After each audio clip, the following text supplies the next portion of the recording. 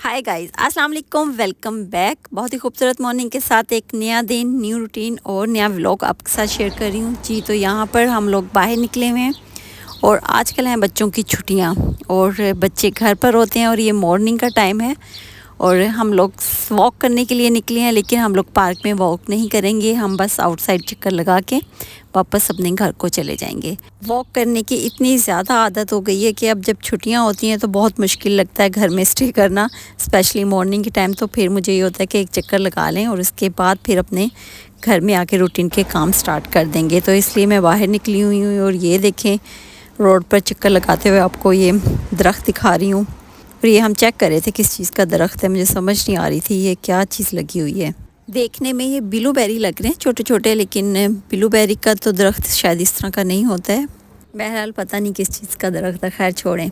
चलें जी, यहाँ पर हम पहुँच गए हैं घर पर और अब हम बनाने लगे हैं अपने लिए ब्रेकफास्ट। और इसमें मैं ब्राउन ब्रेड यूज़ कर रही हूँ। आज मैं बनाऊँगी थोड़ा सा स्पेशल किस्म का ब्रेकफास्ट, तो थोड़ा सा अच्छा लगता है कि जब अपने लिए भी हम कुछ अलग से कर रहे होते हैं। तो यहाँ पर मैंने ब्रेड की कटिंग कर ली है, दरमियान में से काट लिया चौकोर, और उसके बाद मैंने इसके अंदर डालना है ऑमलेट बना के। तो ये पहले ब्रेड की कटिंग कर लेंगे हम जितनी हमें चाहिए। यहाँ पर मैं ब्राउन ब्रेड यूज़ कर रही हूँ और अब हम बनाएंगे ऑमलेट। तो उसके लिए ये ग्रीन ओनियन है, उसके पत्ते हैं, वो मैं कटिंग कर लूँगी।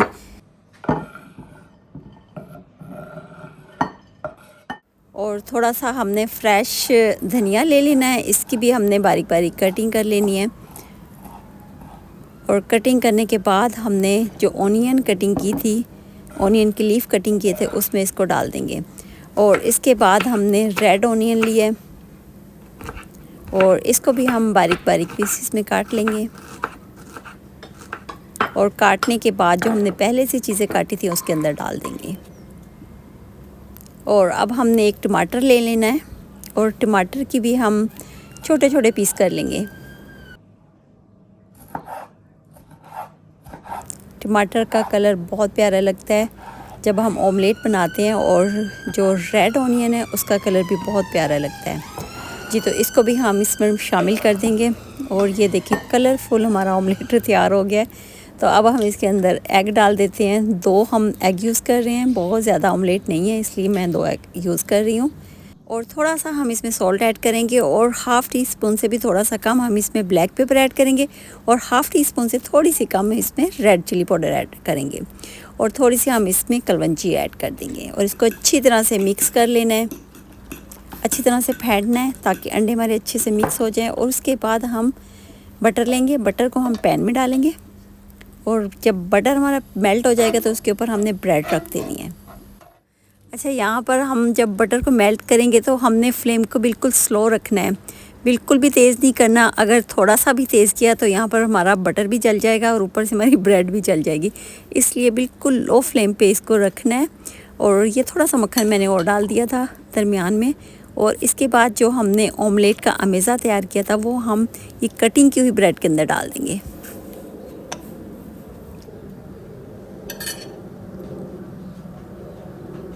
और इनको लो फ्लेम पर ही हमने पकाना है। और उसके बाद जो हमने कटिंग किए थे पीसीस वो इसके ऊपर रख देंगे।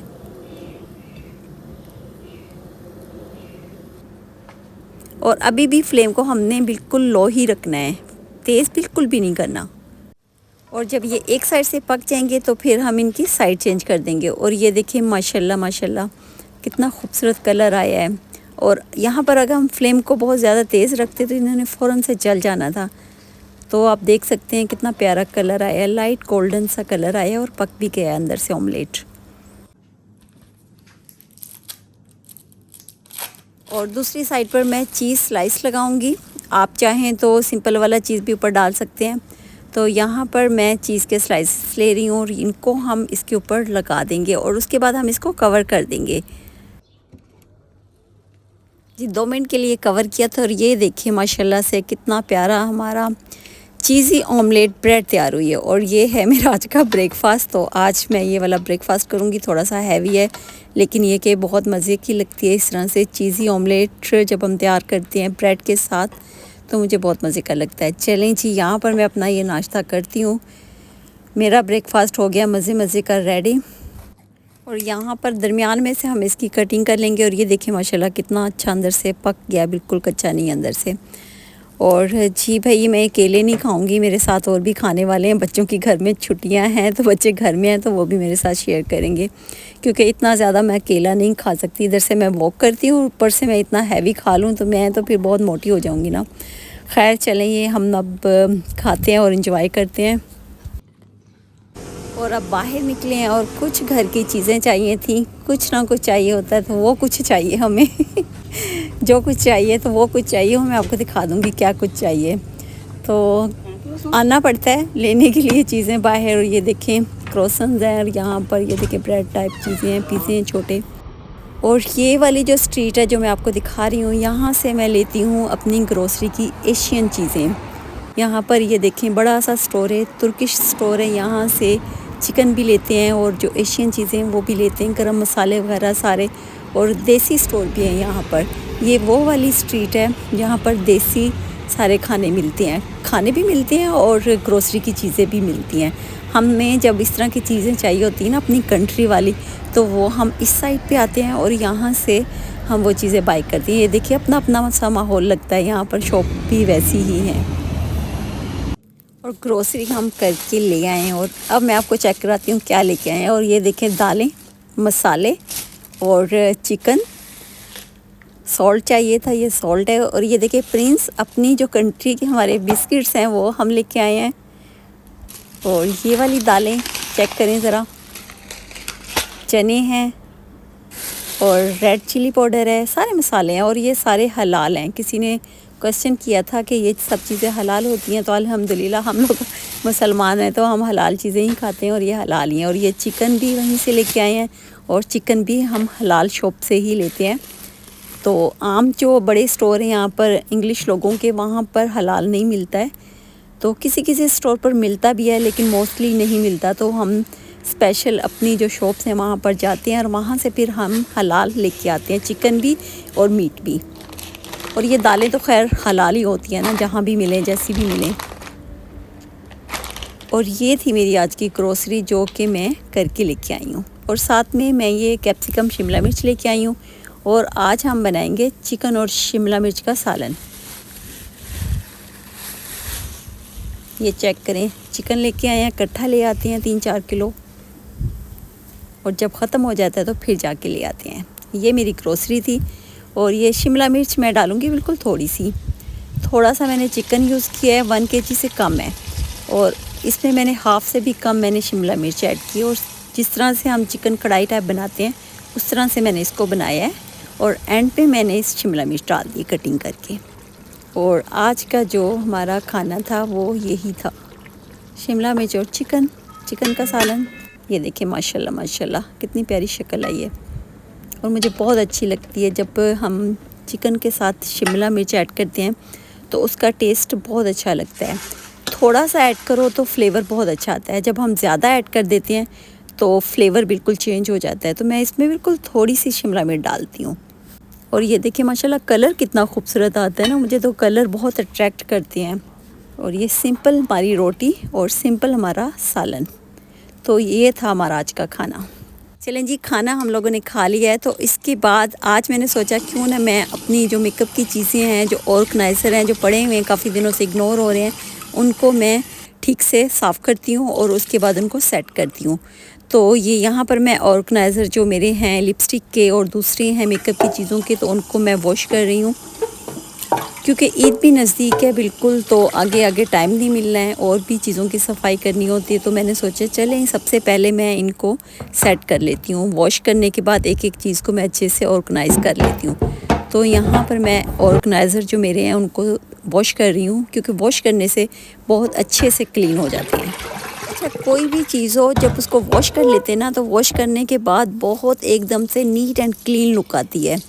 تو جو فلاور بھی گھر میں ہوتے ہیں ان کو بھی جب آپ واش کریں تو بہت اچھے کلین لگتے ہیں، لیکن جب آپ کسی کپڑے سے صاف کریں یا کسی بھی ڈسٹر سے آپ کو اس کو کلین کرتے ہیں تو اس طرح سے نیٹ نہیں لگتے جیسے واش کرنے کے بعد لگتے ہیں۔ اور یہ دیکھیں میرا سامان بکھرا ہوا ہے سارا، میں نے ایک سائڈ پہ ڈال دیا ہے، تو اب ہم ان کو ایک ایک کر کے صاف کر کے پھر اس کے بعد سیٹ کریں گے۔ اچھا، یہ جو چیزیں ہوتی ہیں، میک اپ کی چیزیں ہوتی ہیں، ان کو بھی آرگنائز کرنا بہت مشکل کام ہے، کیونکہ بہت زیادہ ٹائم لگ جاتا ہے۔ ایک ایک چیز کو سیٹ کرنے میں ہمارا بہت ٹائم ویسٹ ہوتا ہے۔ اس میں ویسٹ تو خیر نہیں ہوتا، کلین ہو جاتی ہیں چیزیں، لیکن بہت ٹائم لگتا ہے۔ اس میں بھی ٹائم چاہیے ہوتا ہے، جو کہ بہت کم ہے ٹائم۔ تو خیر آج میں نے سوچا چلیں یہ کام بھی کر ہی لیتے ہیں، کیونکہ عید نزدیک ہے اور اس کے بعد باقی چیزیں بھی کلین کرنی ہے، اور اس کے علاوہ گھر کی بھی اور کلیننگ ہوتی ہے تو وہ بھی کرنی ہوتی ہے۔ تو آج میں نے سوچا چلیں یہ والا کام فنش کرتی ہوں، تو آپ لوگوں کے ساتھ بھی شیئر کرتی ہوں کہ میں کس طرح سے کیا چیز آرگنائز کرتی ہوں یا ان کو واش کرتی ہوں۔ یہ دیکھیں فلاور کتنے کلین ہوں گے نا دھلنے کے بعد۔ اور آپ لوگ بھی بتائیں آپ لوگوں کی عید کی تیاری کب سے سٹارٹ ہو جاتی ہے؟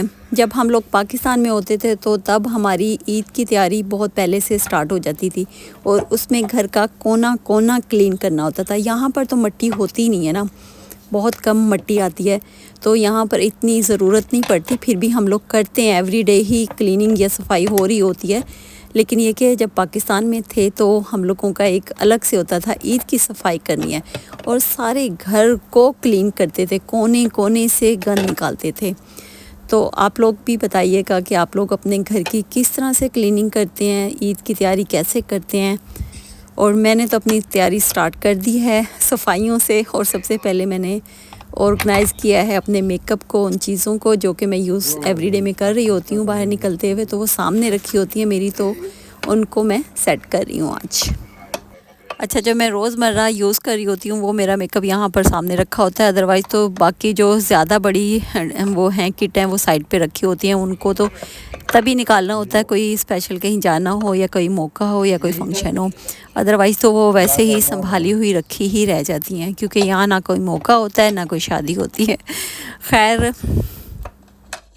اچھا، ایک ٹائم تھا جب ہم کالج آتے تھے تب مجھے اتنا نیل پالش کا شوق تھا، میرے پاس جو نیل پالش کی کلیکشن ہوتی تھی بہت زیادہ ہوتی تھی، اور میں بہت زیادہ نیل لگاتی تھی، نماز پڑھنے کے لیے اس کو ریموو کرتی تھی، پھر نماز پڑھتی تھی، پھر لگاتی تھی، اس طرح کا میں بہت زیادہ کرتی تھی۔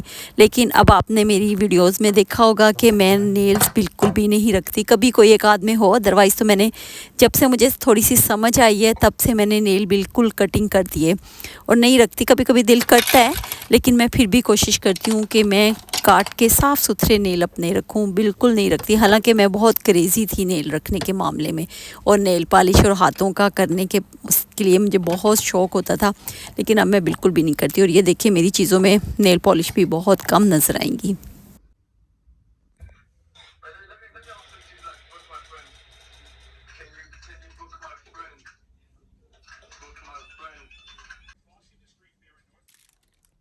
اور جو چیزیں مجھے نہیں چاہیے تھیں جو کہ میری ختم ہو گئی ہیں یا کافی دنوں سے ایسی رکھی ہوئی تھیں اور میں پھینک نہیں پا رہی تھی، مجھے پتہ ہی نہیں تھا کہ کیا چیز ختم ہوگی اس کو پھینک دے، تو وہ بھی میں یہاں پر ڈسکارڈ کر رہی ہوں۔ اچھا، آج میں آپ لوگوں کے ساتھ ایک چیز شیئر کرتی ہوں کہ جب آپ لوگوں کے جسم میں کوئی درد ہوتا ہے یا کوئی تکلیف ہوتی ہے تو اس کے لیے یوگا بیسٹ ہے۔ یوگا کی جو ایکسرسائز ہے وہ بہت اچھی ہوتی ہے پوری باڈی کے لیے۔